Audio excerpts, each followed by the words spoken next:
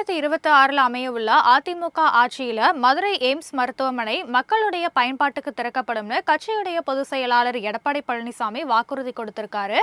அடுத்த ஆண்டு நடைபெறும் சட்டமன்ற தேர்தலையொட்டி தேர்தலில் வெற்றி பெற்று மீண்டும் அதிமுக ஆட்சி அமைப்பதற்காக தமிழகம் முழுக்க எழுச்சி பயணம் மேற்கொண்டுள்ள அந்த கட்சியுடைய பொதுச் செயலாளர் எடப்பாடி பழனிசாமி தற்போது 4ஆம் கட்ட சுற்றுப்பயணத்தை மதுரையில இருந்து தொடங்கியிருக்காரு. இது குறித்து அவர் வெளியிட்டுள்ள எக்ஸ் தள பதிவுல மதுரை தொகுதி மக்கள் விண்ணை முட்டும் அளவுக்கு எழுச்சிமிக்க முழக்கங்களோட சிறப்பான வரவேற்பு கொடுத்தாங்க அப்படின்னு குறிப்பிட்டிருக்காரு.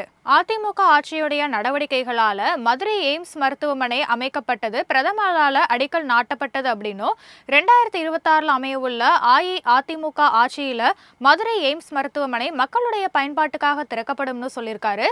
1300 கோடி ரூபாய் செலவுல முல்லை பெரியாறு அணையில இருந்து குழாய் வழியா தூய்மையான குடிநீர் வழங்கும் திட்டத்தை திமுக அரசு கிடப்பில போட்டிருக்கிறதா குற்றம் சாட்டினாரு. மீண்டும் அதிமுக ஆட்சி அமைந்ததும் இதே போல நிறுத்தப்பட்ட பல்வேறு மக்கள் நல திட்டங்கள் தொடரும்னு எடப்பாடி பழனிசாமி சொல்லியிருக்காரு.